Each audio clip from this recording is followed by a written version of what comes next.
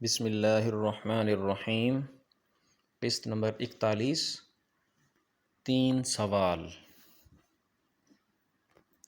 دراصل نبی کریم صلی اللہ علیہ وسلم جانتے تھے کہ قریش کے یہ مطالبات جہالت کی بنیاد پر ہیں، کیونکہ یہ لوگ رسولوں کو بھیجنے کی حکمت کو نہیں سمجھتے تھے۔ رسولوں کا بھیجا جانا تو دراصل مخلوق کا امتحان ہوتا ہے، تاکہ وہ رسولوں کی تصدیق کریں اور رب تعالیٰ کی عبادت کریں۔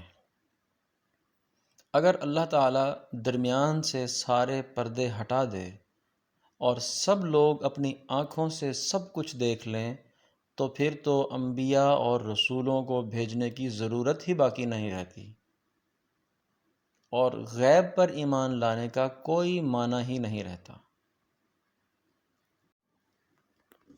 مکہ کے مشرکین نے 2 یہودی عالموں کے پاس اپنے آدمی بھیجے۔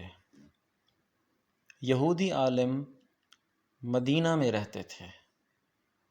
دونوں قاصدوں نے یہودی عالموں سے ملاقات کی اور ان سے کہا، ہم آپ کے پاس اپنا ایک معاملہ لے کر آئے ہیں۔ ہم لوگوں میں ایک یتیم لڑکا ہے، اس کا دعویٰ ہے کہ وہ اللہ کا رسول ہے۔ یہ سن کر یہودی عالم بولے، ہمیں اس کا حلیہ بتاؤ۔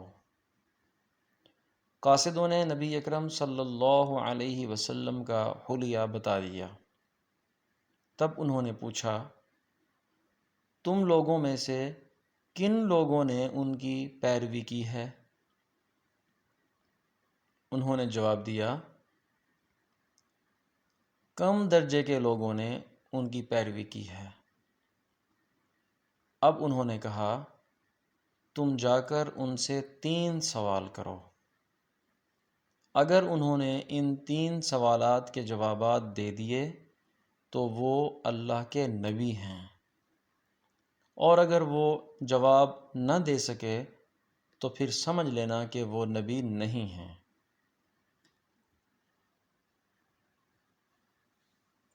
چنانچہ پہلے ان سے ان نوجوانوں کے بارے میں سوال کرو جو پچھلے زمانے میں کہیں نکل گئے تھے، یعنی اصحاب کہف کے بارے میں پوچھو کہ ان کا کیا واقعہ تھا، اس لیے کہ ان کا واقعہ نہایت عجیب و غریب ہے۔ ہماری پرانی کتابوں کے علاوہ اس واقعہ کا ذکر کہیں نہیں ملے گا۔ اگر وہ نبی ہیں تو اللہ تعالیٰ کی طرف سے خبر پا کر ان کے بارے میں بتا دیں گے، ورنہ نہیں بتا سکیں گے۔ پھر دوسرا سوال ان سے یہ پوچھنا کہ سکندر ذوالقرنین کون تھا، اس کا کیا قصہ ہے؟ اور تیسرے نمبر پر یہ سوال پوچھنا کہ روح کیا چیز ہے؟ اگر انہوں نے پہلے دونوں سوالوں کا جواب دے دیا اور ان کا واقعہ بتا دیا اور تیسرے سوال یعنی روح کے بارے میں بتا دیا تو تم لوگ سمجھ لینا کہ وہ سچے نبی ہیں۔ اس صورت میں تم ان کی پیروی کرنا۔ یہ لوگ یہ 3 سوالات لے کر واپس مکہ آئے اور قریش سے کہا، ہم ایسی چیز لے کر آئے ہیں کہ اس سے ہمارے اور محمد صلی اللہ علیہ وسلم کے درمیان فیصلہ ہو جائے گا۔ اس کے بعد انہوں نے ان کو تفصیل بتائی۔ اب یہ مشرکین حضور نبی کریم صلی اللہ علیہ وسلم کے پاس آئے۔ انہوں نے آپ سے کہا، اے محمد صلی اللہ علیہ وسلم، اگر آپ اللہ کے سچے رسول ہیں تو ہمارے 3 سوالات کے جوابات بتا دیں۔ ہمارا پہلا سوال یہ ہے کہ اصحاب کہف کون تھے؟ دوسرا سوال ہے کہ ذوالقرنین کون تھے؟ اور تیسرا سوال یہ ہے کہ روح کیا چیز ہے؟ آپ صلی اللہ علیہ وسلم نے ان کے سوالات سن کر فرمایا، میں ان سوالات کے جوابات تمہیں کل دوں گا۔ نبی اکرم صلی اللہ علیہ وسلم نے اس جملے میں انشاءاللہ نہ فرمایا، یعنی یہ نہ فرمایا انشاءاللہ میں تمہیں کل جواب دوں گا۔ قریش آپ کا جواب سن کر واپس چلے گئے اور حضرت صلی اللہ علیہ وسلم وحی کا انتظار کرنے لگے، لیکن وحی نہیں آئی۔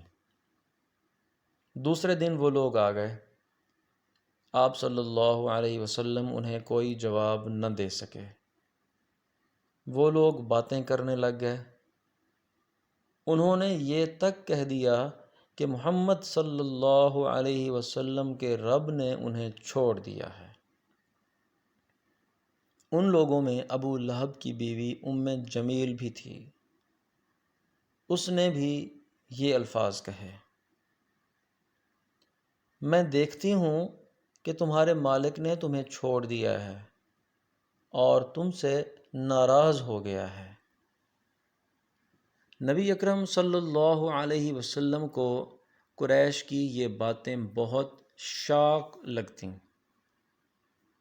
آپ بہت پریشان اور غمگین ہو گئے۔ آخر جبرائیل علیہ السلام سورہ کہف لے کر نازل ہوئے۔ اللہ تعالیٰ کی طرف سے آپ صلی اللہ علیہ وسلم کو ہدایت کی گئی، جس کا ترجمہ یہ ہے، اور آپ صلی اللہ علیہ وسلم کسی کام کی نسبت یوں نہ کہا کیجئے کہ اس کو کل کر دوں گا، مگر اللہ کے چاہنے کو ملا لیجئے، یعنی انشاءاللہ کہا کیجئے۔ آپ بھول جائیں تو اپنے رب کا ذکر کیا کیجئے اور کہہ دیجئے کہ مجھے امید ہے میرا رب مجھے نبوت کی دلیل بننے کے اعتبار سے اس سے بھی نزدیک تر بات بتا دے گا۔ سورہ کہف۔ مطلب یہ تھا کہ جب آپ یہ کہیں کہ آئندہ فلاں وقت میں یہ کام کروں گا تو اس کے ساتھ انشاءاللہ ضرور کہا کریں۔ اگر آپ اس وقت اپنی بات کے ساتھ انشاءاللہ ملانا بھول جائیں اور بعد میں یاد آ جائے تو اس وقت انشاءاللہ کہہ دیا کریں، اس لیے کہ بھول جانے کے بعد یاد آنے پر وہ انشاءاللہ کہہ دینا بھی ایسا ہی ہے جیسے گفتگو کے ساتھ کہہ دینا ہوتا ہے۔ اس موقع پر وحی میں دیر اسی بنا پر ہوئی تھی کہ آپ صلی اللہ علیہ وسلم نے انشاءاللہ نہیں فرمایا تھا۔ جبرائیل علیہ السلام سورہ کہف لے کر آئے تو آپ صلی اللہ علیہ وسلم نے ان سے پوچھا، جبرائیل، تم اتنی مدت میرے پاس آنے سے رکے رہے، اس سے تشویش پیدا ہونے لگی تھی۔ جواب میں جبرائیل علیہ السلام نے عرض کیا، ہم آپ کے رب کے حکم کے بغیر ایک زمانے سے دوسرے زمانے میں داخل نہیں ہو سکتے، نہ ایک جگہ سے دوسری جگہ جا سکتے ہیں۔ ہم تو صرف اس کے حکم پر عمل کرتے ہیں، اور یہ جو کفار کہہ رہے ہیں کہ آپ کے رب نے آپ کو چھوڑ دیا ہے، تو آپ صلی اللہ علیہ وسلم کے رب نے آپ کو ہرگز نہیں چھوڑا، بلکہ یہ سب اس کی حکمت کے مطابق ہوا ہے۔ پھر حضرت جبرائیل علیہ السلام نے آپ صلی اللہ علیہ وسلم کو اصحاب کہف کے بارے میں بتایا، سکندر ذوالقرنین کے بارے میں بتایا، اور پھر روح کے بارے میں وضاحت کی۔ اصحاب کہف کی تفصیل تفسیر ابن کثیر کے مطابق یوں ہے۔